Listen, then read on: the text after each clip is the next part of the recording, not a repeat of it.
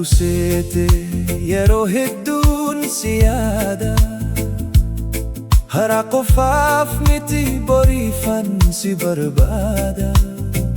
Halkan waarii ka'ee suuraa kee ilaala.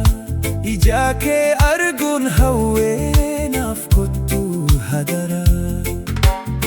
Bilbila lafa hin kaa'u naaf daawwaltan eegaa. Akkanitti jirus anfa Rabbiitu beeka.